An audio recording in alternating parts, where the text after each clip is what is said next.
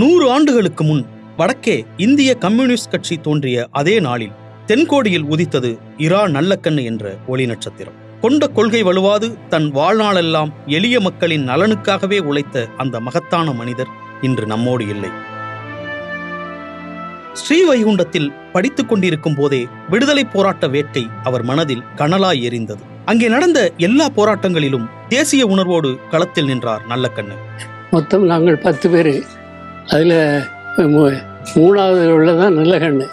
நல்லக்கண்ணுங்கன்னு என் பேர் வந்துச்சுன்னா, எங்கள் அம்மாவுடைய அண்ணன் பேர் நல்லக்கண்ணு, எங்கள் தாத்தாவுடைய தாத்தா பேர் நல்லக்கண்ணு. அதனால் எங்கள் நல்லக்கண்ணுன்னு பேர் விட்டது காரணம் அதனால எங்கள் ஃபேமிலியில் முக்கியமான ஆட்கள் அவங்க. வெள்ளையனே வெளியேறு இயக்கத்தில் பங்கேற்று சிறை சென்றார். அப்பொழுதே தீண்டாமை கொடுமைகளுக்கு எதிராகவும் நல்லக்கண்ணுவின் குரல் ஓங்கி ஒலித்தது. ஸ்ரீவைகுண்டத்தில் பிரிட்டிஷ் அரசு அமைத்த உணவு கமிட்டியில் குடும்பன் என்ற பட்டியலின மாணவருக்கு அவமதிப்பு நிகழ்ந்தபோது கொதித்தெழுந்து அவரை அழைத்து வந்து சரிக்கு சமமாக அமர வைத்தார் நல்லக்கண்ணு. மகாத்மா காந்தி மற்றும் நேரு மீது பற்று கொண்டிருந்த நல்லக்கண்ணுவுக்கு பொது உடைமை நூல்களை அறிமுகம் செய்து வைத்தார் ஆசிரியர் பலவேசம். அவருடைய சொந்த மகளுக்கு மெடிக்கல் காலேஜ் அப்ளிகேஷன் கொண்டு போனது நான் தான். அந்த அப்ளிகேஷனை கூட அவங்க கட்சி அரசில் கொடுக்கக்கூடாதுன்னு சொல்லிட்டாங்க, நேரே பெட்டியில் போடணும்னு சொல்லிட்டாங்க. இது அவருடைய ஒரு சிறந்த வாழ்க்கையினுடைய ஒரு முன் உதாரணம். காந்தியவாதியாக இருந்த நல்லக்கண்ணு அதன் விளைவாக பொது உடைமைவாதியாக உருவெடுத்தார். 1943ஆம் ஆண்டு கம்யூனிஸ்ட் கட்சியில் இணைந்தார் நல்லக்கண்ணு. போராட்டங்களில் அதிதீவிரம் காட்டியதால் படிப்பை பாதியில் நிறுத்த வேண்டியிருந்தது. எங்கள் எல்லாத்தையும் காட்டிலும் மக்கள்கிட்ட ரொம்ப விருப்பமாக இருப்பாங்க. சொந்த பந்தங்கள் இருந்தாலும் கூட மற்ற மனிதர்கள்ட்ட தான் ரொம்ப பிரியமாக பழகுவாங்க, பேசுவாங்க. அது 2ஆம் உலகப் போர் நடந்து கொண்டிருந்த சமயம். உணவுப் பொருட்களுக்கு கடும் தட்டுப்பாடு நிலவியது. மக்கள் பட்டினியில் தவிக்க ஸ்ரீவைகுண்டத்திற்கு அருகே ஆயிரக்கணக்கான நெல் மூட்டைகளை பதுக்கி வைத்திருப்பதாக நல்லக்கண்ணுவிற்கு தகவல் கிடைத்தது. யாரும் சுலபமாக செல்ல முடியாத அந்த மறைவிடம் பற்றி அரசு அதிகாரிகளிடம் தைரியமாக அவர் புகார் அளித்தார். அதிகாரிகள் அதிரடியாக அங்கு புகுந்து நெல் மூட்டைகளை பறிமுதல் செய்தார். இந்த நடவடிக்கையால் நல்லக்கண்ணு மேலும் பிரபலமானார். திருவாவடுதுறை மடத்தில் அறுவடை நேரத்தில் அவங்க கொடுக்குற நெல்லை தான், தானியத்தை தான் வாங்கிடணும். அதாவது நெல் தவிர எதையுமே பயிர் பண்ண முடியாதுங்க. அது அவங்களுடைய சட்டம். இதை எதிர்த்து போராட வேண்டிய ஒரு நிர்பந்தத்தில் அந்த மக்கள் இருந்தாங்க. ஆனால் கைட் பண்ணதுக்கு ஆள் கிடையாது. குண்டு மரக்கால் வச்சுருப்பாங்க. அந்த குண்டு மரக்கால் அதை உடைக்கணும்னு சொல்லி பெரிய போராட்டம் நடக்குது. தோழர் நல்லக்கண்ணு தலைமையில் அது நடத்துகிறாங்க, வெற்றிகரமாக முடிக்கிறாங்க. அவர் ஒவ்வொரு நல்ல காரியத்தையும் கெட்ட காரியத்திலும் எல்லாமே கலந்துக்குவார். நெல்லை சீமையில் நிலமற்ற விவசாய கூலி தொழிலாளர்களுக்காக தொடர் போராட்டங்களை முன்னின்று நடத்தினார் நல்லக்கண்ணு. அதற்காக காவல்துறையின் அச்சுறுத்தல்கள், மிராசுகளின் மிரட்டல்கள் என்பதெல்லாம் அவர் வாழ்க்கையின் இயல்பானது.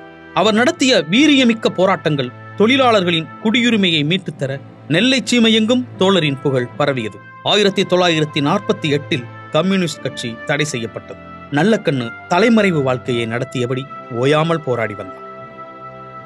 அவரை குறிவைத்து தேடிய காவல்துறை நல்லக்கண்ணு பதுங்கியிருந்த வீட்டை சுற்றி வளைத்து அவரை கைது செய்தது. பிற தோழர்களை அடையாளம் காட்டச் சொல்லி 2 கைகளையும் பின்புறமாக சேர்த்து கட்டி தெருவில் இழுத்துச் சென்று கடுமையாக தாக்கியது காவல்துறை.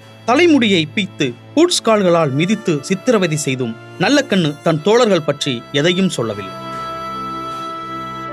பொறுமையிழந்த போலீஸ் அதிகாரி சிகரெட் நெருப்பால் நல்லக்கண்ணுவின் மீசையை பொசுக்கிய கொடுமை கூட நடந்தது. அப்படியும் மௌனம் கலைக்கவில்லை நம் தோழர். நாங்குநேரி சிறையில் அவரை அடைத்தார்கள். அவர் மீது நெல்லை சதி வழக்கு என்ற வழக்கு தொடரப்பட்டது. மத்திய மாநில அரசுகளை கவிழ்க்க வேலை நிறுத்தங்களை தூண்டினார், ஆயுத புரட்சி நடத்தினார், வெடிகுண்டுகள் தயாரித்தார் என பல குற்றச்சாட்டுகளை அவர் மீது சுமத்தியது அரசு. சிறைக்குள்ளும் அவர் சும்மா இல்லை. அங்கு நடக்கும் கொடுமைகளுக்கு எதிராக சீற்றத்தோடு வெகுண்டெழுந்தார் இந்த சிவப்பு போராளி. அதுவரை கிடைக்காத பல உரிமைகள் சிறைவாசிகளுக்கு கிடைத்தன. அவர்களுக்கு கல்வி கற்கும் உரிமையையும் வாங்கி கொடுத்தார். நெல்லை சதி வழக்குல இருந்து விடுதலையாகி முதலாக இந்த கிராமத்துக்கு தான் வந்திருக்காங்க. வீட்டுக்கு வந்தாங்கன்னா உளுந்தஞ்சோறு, கருவாட்டு கறி வைன்னு தான் சொல்லுவாங்க. அதை தான் விரும்பி சாப்பிடுவாங்க. இங்க 7 ஆண்டு சிறைவாசத்திற்கு பிறகு சதி வழக்கில் இருந்து மீண்டு வந்தார் நல்லக்கண்ணு.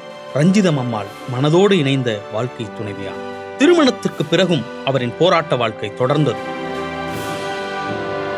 பெரியம்மா பெரியப்பா ரொம்ப நல்லா கவனிப்பாங்க. அது மாதிரி யாரும் ஹஸ்பண்டை கவனிப்பாங்களான்னு தெரியாது, அந்த அளவுக்கு கவனிப்பாங்க.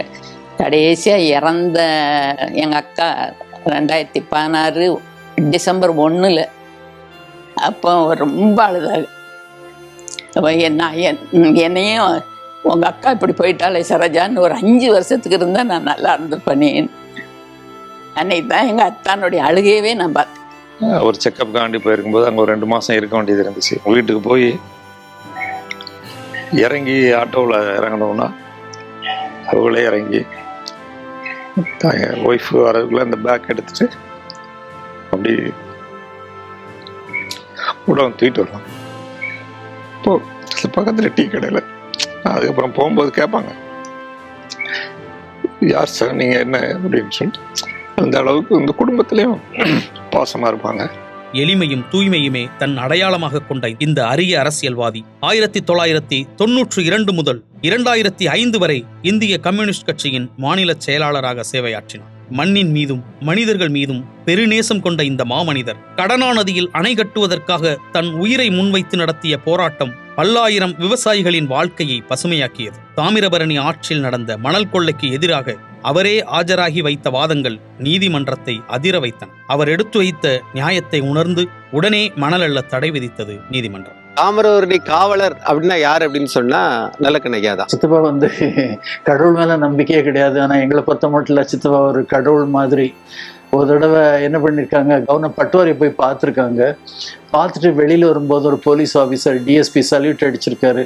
சித்தப்பாவும் சல்யூட் அடிச்சுட்டு என்ன வணக்கம்னு சொல்லிட்டு என்ன தெரியலையா சார் அப்படின்னு கேட்டிருக்காங்க. தெரியலையே அப்படின்னா இருக்காங்க. அவங்க சொல்லியிருக்காங்க, நாங்குநேரியில் உங்களை கிட்டத்தட்ட ஒரு 4-5 நாளாக ஒரு நைட் அண்ட் டே போட்டு அடித்தோம் சார். நான் தான் மெயினாக பண்ணேன். காலையெல்லாம் அவங்கள எவ்வளோ தடவை மிதின்னு மிதிச்சிருக்கோம் சார். நான் அந்த பாவத்துக்கு தான் நான் இப்படி உட்காந்துட்டு இருக்கேன். டயபெட்டிஸ் வேறு, இங்கே யூரின் போகிறது கூட இடம் கிடையாது. பேண்ட்லேயே கூட யூரின் போயிடுவேன் சார். பரவாயில்ல சார், ஏதாவது யாராவது தெரிஞ்சால் ஒரு பக்கம் ட்ரான்ஸ்ஃபர் அப்படின்னு சொல்லாரு. ஒடி போய் கவர்னர்கிட்ட போய் இந்த மாதிரி வெளியில் இருக்கிற டிஎஸ்பிக்கு உடனே போஸ்டிங் வேணும், அங்கே சொந்த ஒரு நார்கோயிலா, அங்கே மாற்றிடுங்க ப்ளீஸ் அப்படின்னு சொல்லி 5 மினிட்ஸில் ஆர்டர் வாங்கி கொண்டாந்து வெளியில் இருக்கிற டிஎஸ்பிகிட்ட கொடுத்துட்டாங்க. அதிகார வேட்கையோ பணத்தேவையோ புகழ் போதையோ இல்லாத இந்த மகத்தான மனிதருக்காக 1 கோடி ரூபாயை அன்போடு அளித்தார்கள் தோழர்கள். அடுத்த நொடியே கட்சிக்காக அதை திருப்பி அளித்து திகைப்பூட்டிய பண்பாளர் இவர். அம்பேத்கர் விருதுக்காக தமிழக அரசு தந்த ₹1,00,000 பாதியை கட்சிக்கும் மீதியை விவசாய தொழிலாளர் சங்கத்துக்கும் பகிர்ந்தளித்தார். தகைசால் தமிழர் விருதோடு தமிழக அரசு தந்த 10 லட்சத்துடன் தன் பையில் இருந்த 5000ஐயும் சேர்த்து முதல்வர் நிவாரண நிதிக்கே திருப்பி அளித்தார். ஆனந்த விகடன் பெருந்தமிழர் விருதோடு அளித்த 1 லட்சத்தை இந்திய கம்யூனிஸ்ட் கட்சி அலுவலகமான பாலன் இல்ல கட்டுமான நிதிக்கு வழங்கினார். இந்த களக்காடு கட்டளை பகுதி திருநெல்வேலி சுற்றி நிறைய பகுதிகளில் இவர் போராட்டம் பண்ணியிருக்காரு. ஒரு 4 குச்சி நட்டு வச்சு அதில் துணியும் போட்டு வச்சு மேலே டெம்பரவரியாக ஒரு கீத்து தென்னை ஓலை போட்டு அப்படிதான் குடியிருக்க முடியும். அந்த வரி ஒவ்வொரு விஷயத்துக்கும் வரி கட்டணும். கல்யாணம் நடந்தால் இவ்வளோ வரி கட்டணும், கல்யாணத்தில் மேலே வச்சா இவ்வளோ வரி கட்டணும், கல்யாணத்தில் நீ இந்த சாப்பாடு போட்டால் இவ்வளோ வரி கட்டணும் அப்படிங்கிற மாதிரியான பெரிய அடிமை முறை ஒன்று அங்கே இருந்துகிட்டே இருந்திருக்குது. இப்போ இதெல்லாம் மாற்றணுங்கிறதுக்காக இவர் போராட்டங்கள் நடத்தியிருந்தார். அந்த போராட்டங்கள் மூலமாக அவர் வாங்கி கொடுத்த நிலம் கிட்டத்தட்ட ஒரு 50,000 ஏக்கருக்கு மேலே வாங்கி கொடுத்துருக்காரு. இன்றைக்கும் அங்கே இருக்கிற மக்கள்கிட்ட நான் போய் பார்த்து பேசினப்போ, இங்கே நாங்கள் ஒரு வேளை சாப்பாடு சாப்பிட்றோம்னா நிம்மதியாக நாங்கள் சாப்பிட்றோம்னா அது காரணம் அவர் தான். கடவுள் மாதிரியாகவும் இன்னைக்கு நல்லக்கண்ண தோழரை தான் நினச்சிட்டு இருக்காங்க. இத்தனை ஆண்டு அரசியல் வாழ்க்கையில் சொந்த வீடு கூட இல்லாத நேர்மையாளர். அரசியலை வெறுப்புடன் அணுகும் இன்றைய தலைமுறைக்கான நம்பிக்கை சுடர். கொள்கை வேறுபாடுகளை கடந்து மக்களாலும் மாற்றுக் கட்சியினராலும் மதிக்கப்படுகிற மாபெரும் தலைவர். சாதாரண வெள்ளை சட்டை, வேட்டி துண்டு, ரப்பர் செருப்பு, வியர்த்து களைத்த உருவம்தான் இந்த பெருந்தமிழரின் வெளிய அடையாளம். ஆனால் இவரின் வாழ்க்கையோ நம் எல்லோருக்குமான நம்பிக்கை வெளிச்சம். கண்ணியமான சமூக செயல்பாடுகளாலும் ஓய்வறியாத மக்கள் தொண்டாலும் தமிழ் மக்களின் மதிப்பையும் மரியாதையையும் சொத்தாக சேர்த்திருக்கும் பெருமித தமிழரான நல்லக்கண் ஐயா இன்று நம்மோடு இல்லை. ஆனால் அவரின் தூய்மையான அரசியலுக்காகவும் மக்களின் உரிமைக்காக அவர் நடத்திய போராட்டங்களுக்காகவும் காலம் உள்ளவரை என்றென்றும் அவர் நினைவு கூறப்படுவார்.